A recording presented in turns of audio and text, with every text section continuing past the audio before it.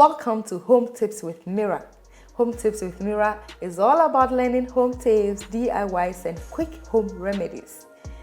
Tomatoes are in season, and when they are in season, what do? You make good use of it. Today in this episode, I'm going to show you how I turn my fresh tomatoes into a paste.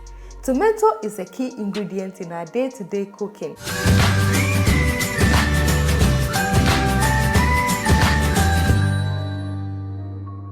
The ingredients needed for the tomato paste are tomatoes, onions, beetroot, cooking oil, you can use any oil of your choice, and salt. The first thing to do is to soak the tomatoes with salt solution. So here I have 1 cup of the salt. I'm going to dilute it in this water. After that, I'll pour it over the tomatoes. If you don't want to use the salt, you can as well pour vinegar into the water and use it to soak the tomatoes for at least 5 minutes. I pour the salt solution away and rinse with fresh running water. I now wash the onions and beetroot. In cutting the tomatoes, I only remove the stems and not the seeds. You can choose to remove the seeds if you want. I cut the onions into big chunks and add all into the cooking pot. At this point, it is not appropriate to add the beetroot. If you add a beetroot, it will overcook, and that is not what we want to do. We don't want to lose all the nutrients. So please come with me as I put my pot on fire.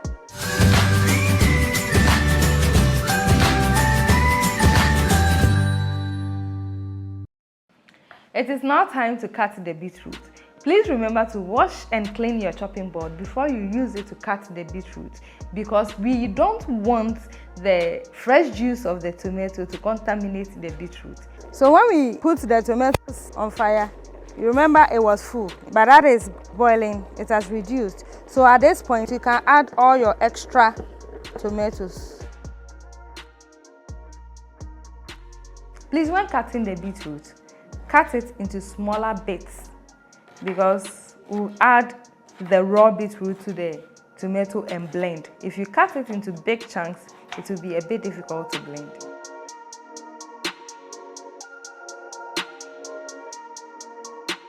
The tomatoes and onions have been on fire for over 1 hour now, and I think it's concentrated enough, so I'm going to bring it down. Let it cool a bit, and then I'll set to blend it.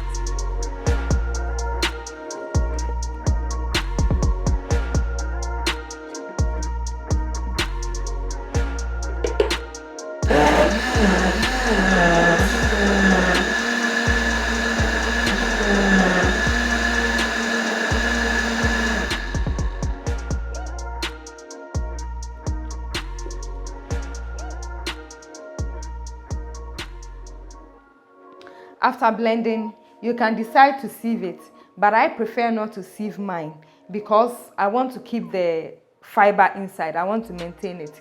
So you keep it on fire for about 30 minutes for the excess moisture to evaporate. Then you can bring it down, cool, let it cool, and then I'll show you how to store it.